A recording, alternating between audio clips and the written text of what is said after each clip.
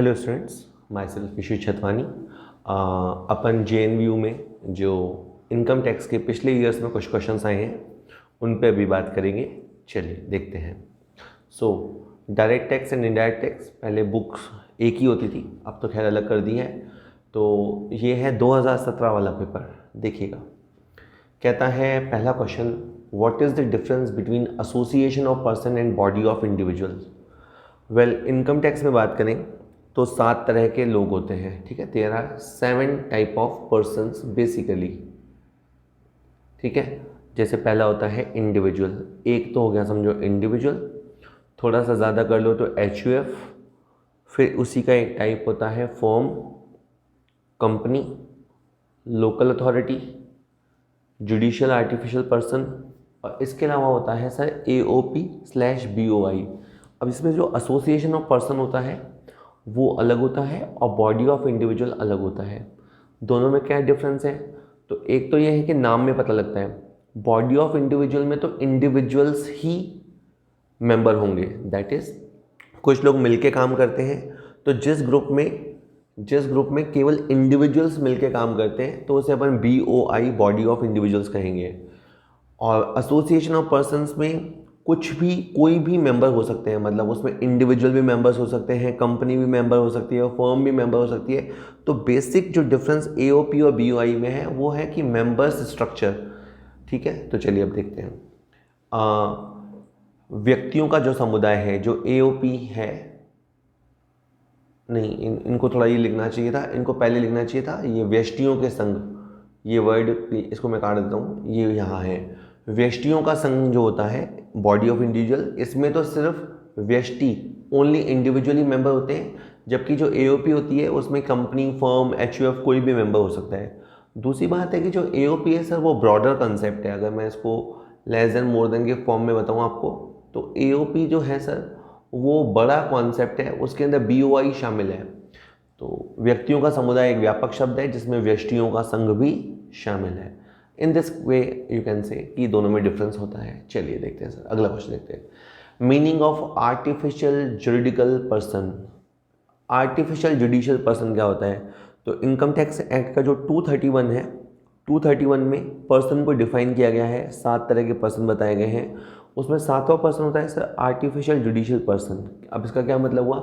मान लीजिए कोई मंदिर है, तिरुपति बालाजी का मंदिर है या सिद्धिविनायक मंदिर है या कोई सा भी बड़ा टेम्पल है या होली प्लेसेस है, पवित्र स्थान है, जहाँ पे खूब सर चढ़ावा आता है, खूब भंडारा चलता है, खूब पैसे का आना जाना होता है।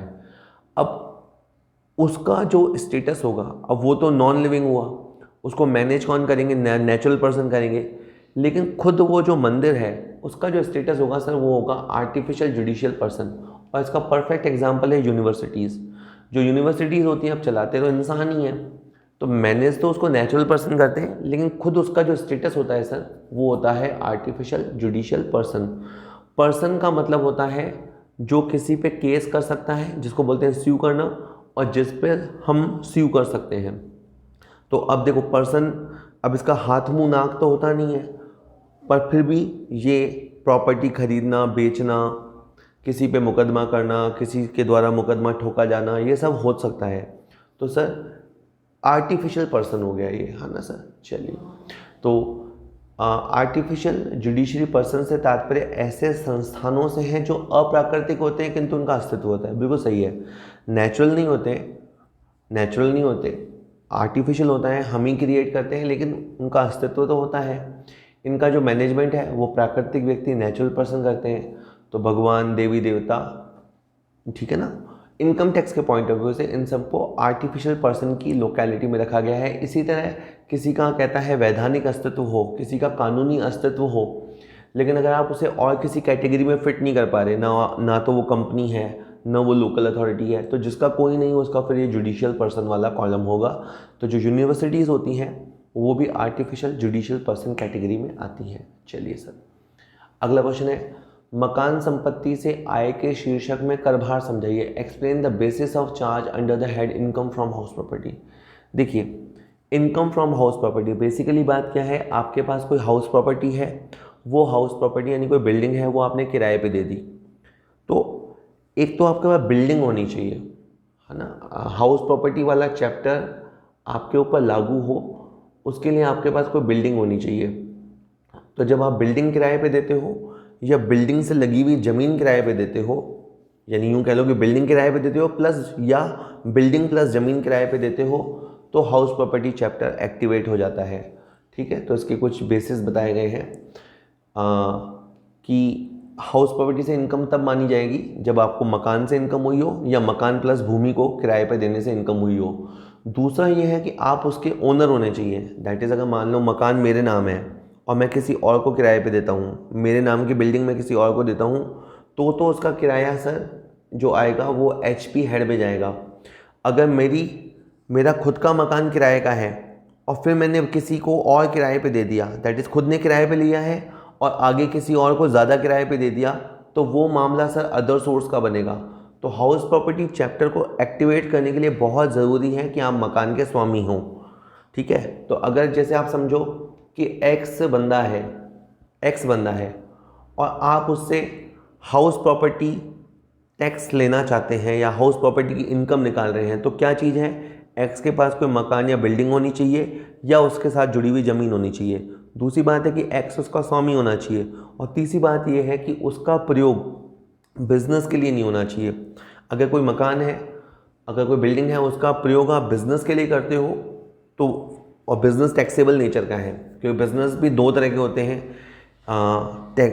अगर ऐसे हैं जिनकी इनकम टैक्सेबल है और ऐसे भी हो सकते हैं जिनकी इनकम एग्जेम्प्ट है। तो अभी यूँ समझिए कि अगर आप बिजनेस चला रहे हैं और उसकी इनकम टैक्सेबल है, तो उस मकान को फिर आप HP हेड में नहीं रखेंगे। ठीक है सर, ये थोड़े कानूनी बातें हैं। इनकम टैक्स एक्ट है, जहाँ पे भी एक्ट आता है वहाँ थोड़े कानून आ जाते हैं, तो थोड़ा सा आपको ध्यान रखना है। और अगर थोड़ा और नियम जाए तो अगर आप कोई बिज़नेस चला रहे हैं, उसकी इनकम एग्जेम्प्ट नेचर की है, तो फिर उस बिल्डिंग की इनकम HP हेड में आएगी। मुश्किल है बट सीखना पड़ता है।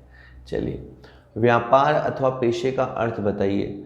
वेल, इनकम टैक्स में आप जॉब करके पैसा कमाते हैं तो सैलरी हेड होता है, बिल्डिंग को किराए पे देते हैं तो HP हेड होता है, हाउस प्रॉपर्टी को बेच के पैसा कमाते हैं तो कैपिटल गेन हेड होता है, आउटसाइड की इनकम कमाते हैं तो अदर सोर्स होता है, और एक बहुत रेगुलर या बहुत एक अच्छा तरीका होता है बिजनेस करना।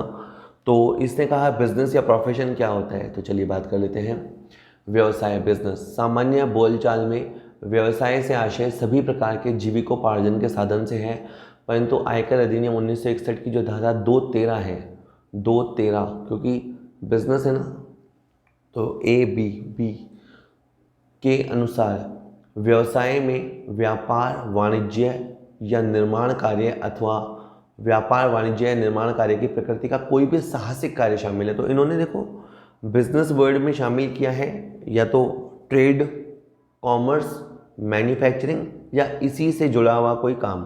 ठीक है सर, तो वैसे तो उन्होंने कहा कि आप अपना पेट भरने के लिए, अपना जीवन चलाने के लिए जो भी करते हैं वो बिजनेस ही है, पर इनकम टैक्स ने बिजनेस के लिए कुछ वर्ड फिक्स दिए हैं, वो है ट्रेड, कॉमर्स, मैन्युफैक्चरिंग और उससे जुड़ी हुई वेंचर एक्टिविटीज़। और पेशा क्या होता है सर, पेशे से तात्पर्य ऐसे कार्य से है जिसमें उच्च शिक्षा, बौद्धिक क्षमता और अनुभव की आवश्यकता होती है, जैसे doctor, engineers, architects, chartered accountants आदि का कार्य। तो प्रोफेशन में क्या होता है सर, एक डिग्री होती है, एक फॉर्मल डिग्री होती है जो आप लेते हैं, और आयकर अधिनियम 1961 की धारा 236 में परिभाषा न देकर केवल यह उल्लेख किया गया है कि पेशे के अंदर वृत्ति शब्द, वोकेशन शब्द शामिल है, अतः पेशे का आशय समझने के लिए वृत्ति अथवा धंधे का आशय समझना भी आवश्यक है। वेल, इनकम टैक्स एक्ट में ये भी कहा गया है कि प्रोफेशन ऑल्सो इंक्लूड्स वोकेशन। तो वोकेशन क्या होता है वो भी समझ लेते हैं, वृत्ति या धंधा। वोकेशन से तात्पर्य ऐसे कार्यों से है जिसमें शिक्षा और बौद्धिक क्षमता की तुलना में अनुभव और कार्यकुशलता की ज़्यादा आवश्यकता होती है। तो जैसे मान लीजिए, आप बहुत अच्छे एग्जांपल दिए, मान लीजिए खाती। अब खाती जो कारपेंटर होता है उसको किसी फॉर्मल डिग्री की आवश्यकता नहीं होती, लेकिन उसको एक्सपीरियंस होना चाहिए, अपने काम में अच्छा होना चाहिए।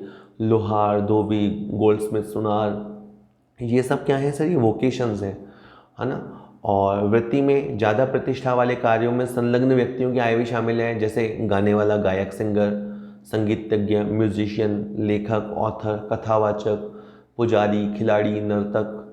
तो ये सब सर ये तो अगर कोई कहे कि विराट कोहली की इनकम जो होती है वो किस में मानी जाएगी, तो विराट कोहली की इनकम पीजीबीपी में जाएगी। तो वर्ड क्या है पीजीबीपी?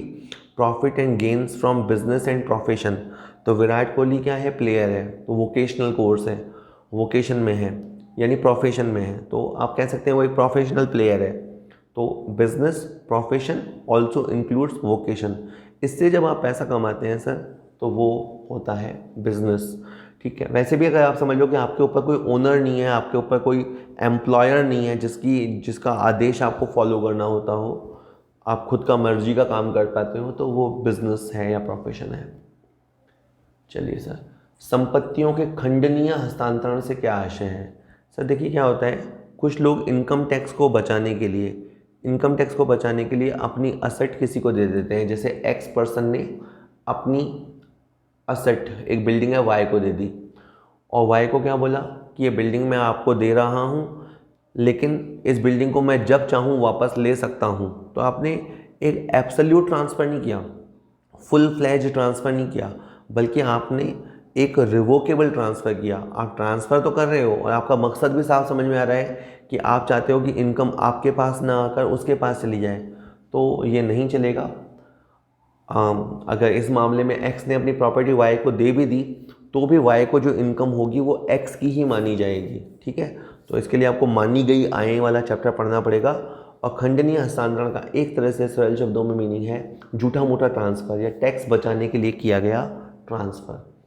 ठीक है, तो रिवोकेबल ट्रांसफ़र ऑफ असेट्स, किसी व्यक्ति ने अगर अपनी किसी संपत्ति का किसी अन्य व्यक्ति को खंडनीय हस्तांतरण किया हो, तो ऐसी संपत्ति से अन्य व्यक्ति को प्राप्त होने वाली आय हस्तांतरणकर्ता की कुल आय में शामिल की जाएगी। तो पहले तो ये नियम बताया है कि अगर किसी व्यक्ति ने अपना टैक्स बचाने के लिए किसी को प्रॉपर्टी ट्रांसफ़र की है और वो ट्रांसफ़र खंडनीय है, रिवोकेबल नेचर का है, तो जो इनकम होगी वो ट्रांसफ़र करने वाले की ही मानी जाएगी। और दूसरे में बताया है, पहले तो रूल बता दिया टैक्सेबिलिटी का, कहता है खंडनीय हस्तांतरण से आशय ऐसे हस्तांतरण से है जिसमें आपने कोई ऐसा अरेंजमेंट किया है जिसमें हस्तांतरणकर्ता संपत्ति की समस्त आय या आय का कुछ भाग प्रत्यक्ष या अप्रत्यक्ष रूप से पुनः हस्तांतरित कर सकता है, या हस्तांतरण में कोई ऐसी व्यवस्था है जिससे हस्तांतरणकर्ता उस संपत्ति को या कुछ भाग को प्रत्यक्ष या अप्रत्यक्ष रूप से वापस प्राप्त कर सकता है। कुल मिला के मैंने कहा ना कुछ आपने मिलावट कर दी। अगर आपको ट्रांसफ़र करना है तो आप फुल फ्लैश ट्रांसफ़र करो। आप अगर ट्रांसफ़र करते हो, ये कह रहे हो कि इस प्रॉपर्टी का आधा हिस्सा मेरा होगा, या इस प्रॉपर्टी का 25% आप मेरी बहू को दोगे, या इस प्रॉपर्टी का 20% आप मेरे बेटे को दोगे, या ये प्रॉपर्टी 5 साल बाद मेरी हो जाएगी, कुछ भी आपने किंतु परंतु कर दिया ना सर, तो उसे मिलावट वाला ट्रांसफ़र या खंडनीय हस्तांतरण कहते हैं। टैक्सेबिलिटी बताई दी गई है। चलिए सर, पूंजी हानियों की पूर्ति के संबंध में क्या प्रावधान है? वेल, कैपिटल लॉसेस क्या बोलते हैं? आपके पास कोई प्रॉपर्टी है, अगर आपने उसको बेचा, कम दामों पे बेचना पड़ा, आपको लॉस हुआ, तो अब लॉस दो तरह से होता है, या तो लॉन्ग टर्म लॉस या शॉर्ट टर्म लॉस। तो लॉन्ग टर्म लॉस को तो आप एडजस्ट कर नहीं सकते, और शॉर्ट टर्म कैपिटल लॉस को आप शॉर्ट टर्म कैपिटल गेन या लॉन्ग टर्म कैपिटल गेन से एडजस्ट कर सकते हो। तो कैपिटल लॉस से आप क्या समझते हैं? तो कहता है कि अगर LTC long term capital loss हुआ तो उसकी भरपाई केवल लॉन्ग टर्म कैपिटल गेन से हो सकती है, शॉर्ट टर्म से नहीं हो सकती।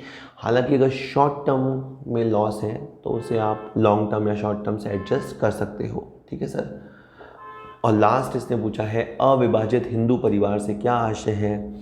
तो देखिए सर, कभी कभी कोई व्यक्ति का परिवार रहता है। ठीक है सर, ये भाई साहब बना दिए मैंने, हाँ ये रहे। ठीक है, ये भाई साहब हैं, इनके पास मान लीजिए कोई फैमिली असेट्स हैं, यानी इनके जब पिताजी मरे या दादाजी गए तो कुछ असेट्स छोड़ के गए, जोड़ कर गए, यानी ये प्रॉपर्टी इस व्यक्ति की नहीं है, इसको अपने पुरखों या पूर्वजों से मिली है। तो और अब ये उसको मैनेज कर रहा है, अब ये पर्सन उसको मैनेज कर रहा है, तो ये व्यक्ति ये कह सकता है कि ये इनकम मेरी नहीं है, ये इनकम जो हो रही है वो HUF की हो रही है। जैसे मान लीजिए इस व्यक्ति का नाम है आनंद, तो आनंद ये कहेगा कि ये इनकम मेरी पर्सनल इनकम नहीं है, ये तो फैमिली की इनकम है। तो वैसे HUF कॉन्सेप्ट एक तरह से टैक्स बचाने का ही कॉन्सेप्ट है इंडिया में। तो आपने ये कह दिया कि इनकम मेरी नहीं है, इनकम HUF की है। चलिए इसके बारे में थोड़ा सुन लेते हैं। ये कहता है आयकर अधिनियम में हिंदू अविभाजित परिवार HUF की कोई परिभाषा नहीं दी गई है, फिर भी इसे एक व्यक्ति या फर्म के समान ही एक अलग इकाई माना गया है। जो पर्सन्स की डेफिनेशन है उसमें HUF को एक सेपरेट काइंड ऑफ पर्सन माना गया है। इस अधिनियम के अनुसार एक मतलब इसे हिंदू अधिनियम में, हिंदू लॉ में डिफाइन किया गया है। हिंदू लॉ के अनुसार एक HUF के अंदर वे सभी व्यक्ति आते हैं जो एक ही पूर्वज के वंशज हो, मतलब एक ही पूर्वज यानी एक ही फैमिली वाले लोग हैं। ऐसा नहीं कि आप पड़ोसी को मिला के अपने भाई बुला लो और कह दो ये HUF है, नहीं। मतलब या तो आपका ब्लड रिलेशन होना चाहिए ऊपर से नीचे की तरफ, तो linearly descendant from a common ancestor, यानी मान लीजिए मिस्टर एक्स है तो मिस्टर एक्स के बेटे, पोते, पड़पोते, ये सब कह लो, ये सब HUF में शामिल होते हैं। और इन सब की पुत्रवधुएं यानी इन सब की जो पत्नियां आती हैं वो भी HUF का सदस्य हो जाती हैं। इसके अलावा HUF में प्रत्येक सदस्य की पत्नी और इनकी जो डॉटर जिसकी अभी शादी नहीं हुई है वो सब भी HUF का हिस्सा माने जाएंगे। तो कौन हुए? ऊपर ही ऊपर तो हो गए कोई सेठ जी, उन सेठ जी का बेटा, पोता, पड़पोता, इनके घर में जो डॉटर्स हैं वो, और इन सब बच्चों की जो पत्नियां आई हुई हैं वो सब HUF का हिस्सा मानी जाती हैं। और HUF का मेंबर बनने के लिए आपको उस परिवार में जन्म लेना होता है या शादी करके आना होता है। ठीक है सर, ये सब HUF के मेंबर बनते हैं। चलिए, हो गया ख़त्म। होप थोड़ा बहुत आपको समझ में आ रहा होगा, आप थोड़ा बहुत लिख पाएंगे। बाकी तो जितनी आप पढ़ाई करेंगे, ये तो एक तरीका है समझाने का कि इनकम टैक्स इतना मुश्किल नहीं होता या कोई भी सब्जेक्ट इतना मुश्किल नहीं होता। आप थोड़ा बहुत उसका आइडिया ले लो, ठीक है। अभी इसमें आपको ज़्यादा विचार नहीं करना चाहिए कि ये पढ़ाई कहाँ काम आ रही है, क्योंकि आप हमेशा याद रखिएगा ज्ञान कभी ज़ाया नहीं जाता। ये चाहे कोई भी पढ़ाई, कुछ भी सीखा हुआ हमेशा कहीं ना कहीं काम आता ही आता है। तो इसलिए आप इसे नकारिए नहीं कि काम नहीं आता, पढ़ाई काम आती है, सीखा हुआ काम आता है। Okay, thank you.